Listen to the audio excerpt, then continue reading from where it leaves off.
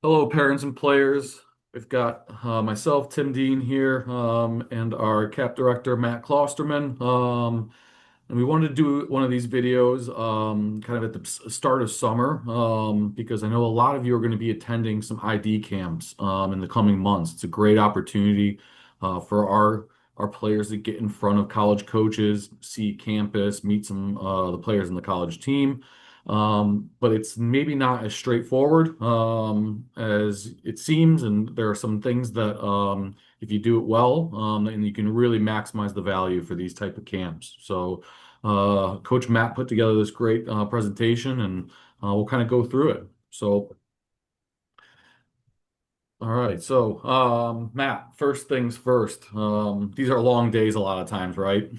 I mean, it's hard. It's if you're not ready for it, it's hard. If you are physically ready for it, you can really stand out because other players will definitely fade as the day goes on. So you'll look, if you look pretty good in the first session of the day, if there's two or three sessions in a day, by the second or third session, you're going to continue to look better and better. But just always keep in mind, like execution is harder physically when you're exhausted. So if you haven't trained to play two or three times in a day, you're going to run out of gas. And when you do, your performance is likely to go downhill. Yeah, especially in the hot summer months, right? Yeah. Like, I mean, it's natural for anybody's performance to decrease, but if you haven't prepared, then you're really behind the eight ball. Yeah. I think to the point, the biggest thing though, for me at least, for something like this, is like if you have trained, just making sure you get a good night's rest beforehand. Yeah. Yeah, obviously you might have a little bit of nerves, but try to put the phone away, try to get a good night's sleep. Make sure you eat breakfast because that's what's going to fuel you Yeah. throughout the day. And then obviously when we're talking about heat and playing in the summer, you got to stay hydrated. Yeah. Yeah. Arriving hydrated is really important that, if you got a long car ride or you're flying somewhere, like the travel will dehydrate you. So you have to really try and make an effort to overcome that. While you're there playing, obviously, like you need to stay hydrated and I would encourage you to bring a little bit of a snack too, so that, something your stomach can tolerate, so that you don't, start feeling your energy drop down. Yeah. The surfaces like this is one that I think a lot of people don't really think about, but ask what kind of surfaces you're going to be playing on. Different schools, different camps. You might be inside, outside, turf, grass, like sand, terrible grass. Like if it's the middle of the afternoon on turf, and then you go onto a sport court inside, like those are tough surfaces for your feet, just like you need to prepare your body to be able to run and play. Like you have to prepare your feet for those different surfaces. The first time you put cleats on after you've been inside all winter, your feet can really suffer. You start getting blisters, and again, it's hard to play well, if your feet are hurting. Yeah, I'll just add one little thing, especially if like you're doing two-a-day sessions and um yeah, it doesn't actually matter where, but chances are your socks are going to be really wet after the first session. So bring two Yeah, pairs of socks because yeah, that's it's a good when call. blisters start happening. Yeah. And don't, like make sure that you've got some way for your feet to be able to dry out between sessions, whether it's flip-flops or Crocs or Birkenstocks or whatever, just something so that your feet can dry out, so your skin can be ready to go for that next session. This next one is really good because I feel like arriving early and just like introducing yourself to coaches, like it shows that you're a serious person and that like you take this seriously, and maybe like you see a coach that you already know a little bit, or you maybe see other players that you know, and you're being just outgoing and sociable, and like which are like traits that are we want people on our team like that. So I think Yeah. being early and just getting being friendly is a good start. One of the other things that really shows when you're talking to a coach is if you have one, if there's some reason you can't get there early, letting them know, oh, I'm coming straight from the airport, or I had this other event, my sister was graduating and I'm coming to camp after that, or, whatever the thing is, letting them know in advance also makes a good impression because it communicates that you're serious about this and this is important to you. But also when you're there, if you're able to be relaxed and have a conversation, but it also shows that you know something about the program or the school. So, if you can slip in little things about like, oh yeah, I really like your engineering program, or I saw you're getting a new science building, or how are things looking for your new conference this year, or, whatever it is that just shows like, oh yeah, you know something about them. Asking those kind of questions, it shows something about you. It shows you're a serious person, that you've done your homework, that this is an important thing for you. And it just all those things, together make a positive first impression.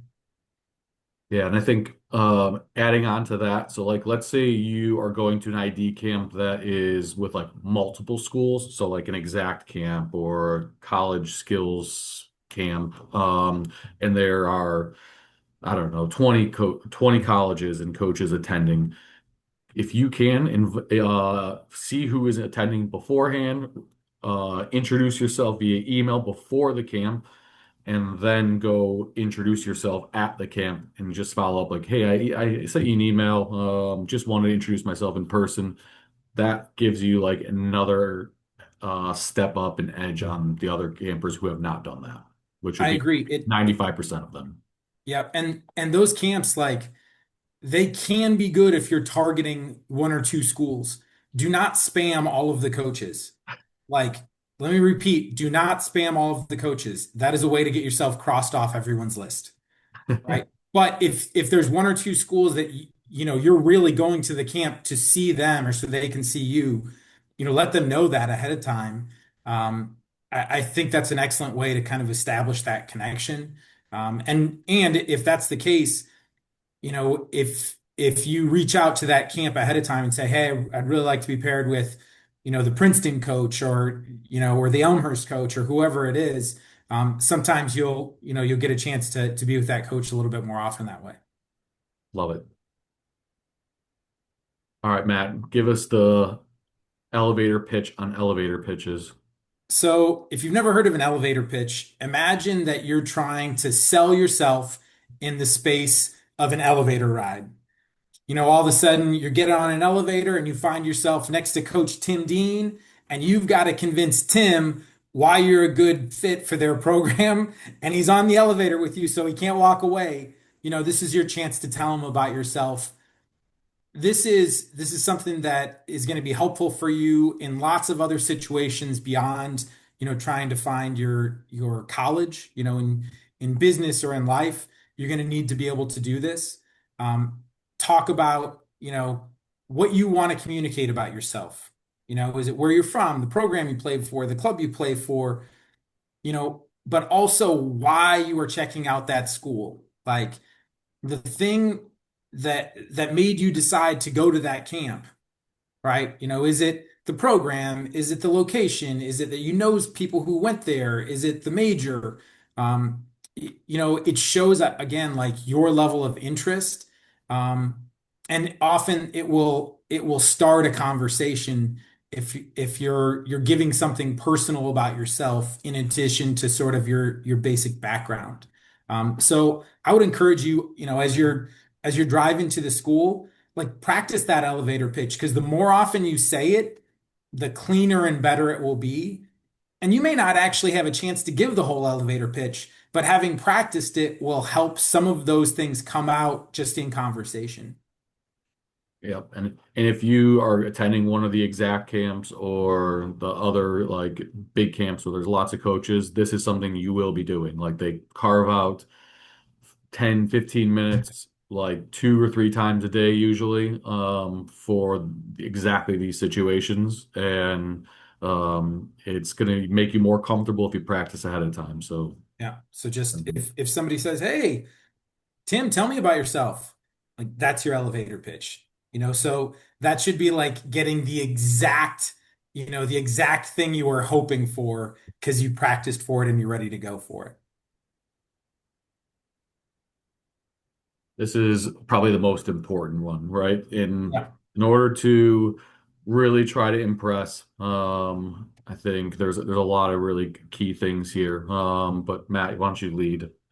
I think just generally like the idea of sort of a professional mindset like makes a really good impression. So before a session, once you're on the field, like getting yourself ready to go, doing your thing. So if you like to, jog and, do some kind of stretching or dynamic warm up, do it. If you like, doing rondos with other guys or passing or juggling on your own, like don't just stand by yourself, looking lost, right? And there's lots of other players there who are also in the same boat. Go up to somebody, be like, hey, do you want to pass? Or grab a couple of guys, hey, you guys want to pass? All of a sudden get into a rondo. Like that shows, oh, like you're not waiting for somebody else to direct you. You're self-directed. And that's a good way to sort of showcase, oh, like I am looking at this with this professional mindset where I'm going to maximize this opportunity. And like it's just more fun. Like it calms your nerves when you're doing something. When you're just standing around looking at everybody else, your anxiety rises. If you're passing with somebody else, or you're warming up, you don't feel as anxious. So that's going to help your performance when you start to play. Totally. We touched on a couple of these things, but just make sure that you're prepared for between sessions and after sessions to take care of your body, and just making sure that you're hydrating, and whatnot. They usually have an athletic trainer on site, so if you have any issues, let them know early and before it's too late. And that way, hopefully, you stay healthy and both during the event and afterwards. Yeah, skinny shoes are a big thing that can, it seems like a pretty minor, but if we all know if you get a blister, your performance is going to be different. So if as soon as you start feeling the back of your heel rubbing or your toe or whatever, like, ask if you can talk to the trainer for a second. Usually like a little dab of Vaseline and all of a sudden you're back on the field and you don't have that issue for the next 2 hours. All right, so now you've done all the prep work, you've talked to the coaches, you've warmed up, you're hydrated, you're rested. Now it's time to get noticed. So I think just playing confidently, and just being yourself, being the best version of yourself is just crucial. So you're not going to play perfect, but just making sure that you continue to play confidently, and you're resilient, will go miles. So, I always find, a lot of times if you go and do some different college showcases, it's a skill that you learn how to do. But just fake it till you make it. Like if you're nervous, instead of being nervous, try and remember like, oh, nervousness and excitement are physiologically the same thing. So tell yourself you're excited and go act excited, have fun. Sometimes that excitement makes you do things a little bit bigger, talk a little bit more, be a little bit louder. But that feeling will help you to be brave. And if you can just stay in the moment and keep, trying to do your best every moment and not worry about the mistakes, um, it shows because so many people act timid and scared when they're in those moments. So the people who do act brave really, really show. And talk is a good way. If you're loud and in a positive way, you're organizing people, you're directing them, you're talking to them like you've been teammates for 3 years instead of that you've just met them. Like it projects a level of confidence that most people don't have. It will make your team play better and it will make you get noticed in a positive way. So even if it's just man on, turn, little things, a lot of people stop doing those at camp because they don't know the people around them. But everybody who plays soccer is used to that kind of talk. It's not offensive. And in fact, not doing it will make everyone play worse. yeah, and then I think when you go to these camps, there's typically going to be a wider range of talent, ages sometimes, and there might be situations where there's players that are maybe a little bit out of their depth or are feeling uncomfortable and maybe not playing great. And how you handle those players and treat those players says a lot about you and your character. Yeah, So keep that in mind, because if you are the person that is rude or mean to those players, that's a red flag that you're probably not somebody I want on my team. yeah, And if you do the opposite and you're encouraging and you're supportive and you're positive and you show leadership and try to lift that player up, you've gone up like three levels in my mind because that's the type of people that I want on my team. yeah.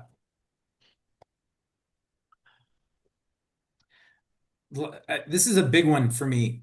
Winners win. Winners win. Like, find a way to win. Like, if you're playing in a drill, win. Like, don't apologize for winning. Like, if they're keeping score, like, score as many goals as you can and keep a shutout. Like, you don't have to score all the goals. If you're the scorer, great. If you're the one who gets the assists, great. If you're the one who's, is winning the ball and getting it to people who can go make something happen, that's fine too. When you win, everybody on your team looks good, right? And the biggest part of winning is going hard. So if somebody's explaining a drill, don't be talking to somebody else. You need to hear the instructions so you can figure out how to do that successfully and win, right? And like the little things, those transition moments, like, when you go from offense to defense or defense to offense, that's a lot of times where goals happen. So the sooner you can figure out what's going on and help your teammates figure it out, where you're like, oh yeah, this is the moment. Next time this happens, I'm going to do this. Oh, like now your whole team is going to be playing at a higher level. So don't be afraid to go out and really compete hard.